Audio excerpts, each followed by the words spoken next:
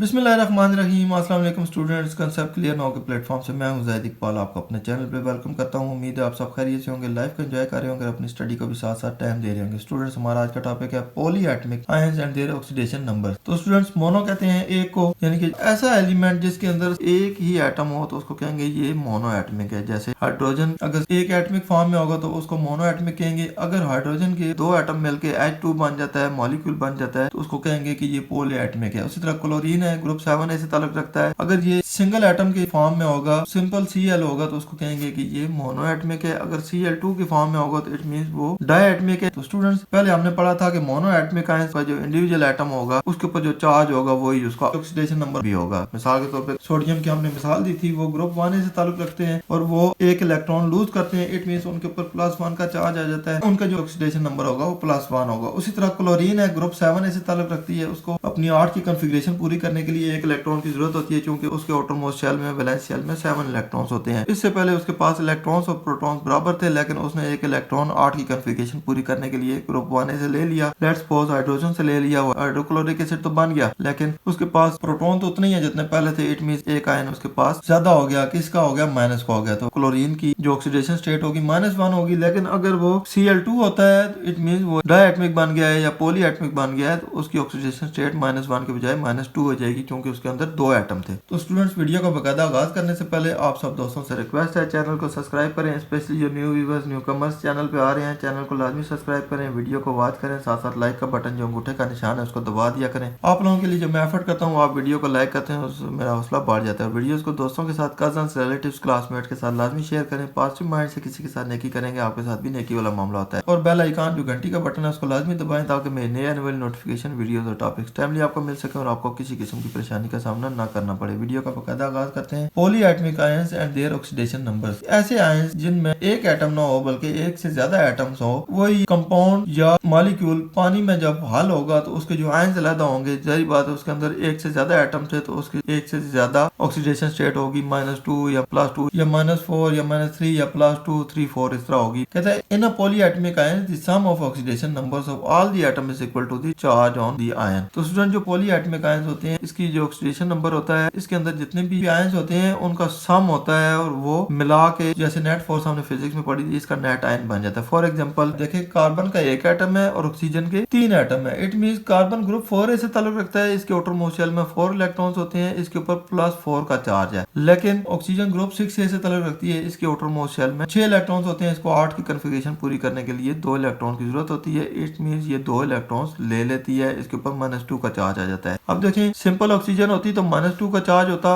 और कार्बन के ऊपर +4 का होता तो इसका नेट आयन +2 हो जाता है। लेकिन अब देखें, कार्बन के ऊपर 4 आयंस हैं, लेकिन ऑक्सीजन पॉलीएटमिक है, ऑक्सीजन के 3 एटम है। 3 × -2 करेंगे तो ये -6 बन जाएगा। तो यहाँ पे +4 था, यहाँ पे -6 हो गया, तो इसका जो नेट आयन बनेगा वो -2 बन जाएगा। The oxidation number of carbon and oxygen are +4 and -2। अब अगर कार्बन की देखें तो +4 है और सिंगल ऑक्सीजन की देखें तो -2 है, लेकिन ऑक्सीजन के चूंकि 3 एटम्स हैं तो 3 × -2 होगा तो -6 हो जाएगा, इसका +4 हो जाएगा, तो नेट आयन -2 हो जाएगा। So the sum of the oxidation number of 1 carbon atom and 3 oxygen atoms would be, चूंकि ये एक कंपाउंड है, इसमें देखें कार्बन का एक एटम है और ऑक्सीजन के 3 एटम है, तो ये पॉलीएटमिक है। अब ऑक्सीजन के 3 है, इट मींस 3 × -2 -6 हो गया। कार्बन का एक है तो 4 × 1 हो गया तो 4 हो गया, तो +4 और -6, ये देखें 4 1s are 4 हो गया, ये +4 हो गया, और 3 × -2 ये -6 हो गया। 4 -6 करें तो -2 बचता है, तो इट मींस कि इस पूरे कम्प्लेक्स पॉलीएटमिक आयन की जो ऑक्सीडेशन स्टेट होगी वो -2 होगी। तो स्टूडेंट्स, ये था हमारा आज का टॉपिक, जिसमें हमने polyatomic ions and their oxidation numbers के बारे में पढ़ा कि एक कंपाउंड के अंदर जितने भी इंडिविजुअल एटम्स होते हैं उनको अलग किया जाता है, उनकी ऑक्सीडेशन स्टेट जब +- की जाती है आपस में, तो जो नेट आयन बनता है वो उसका टोटल आयन होता है,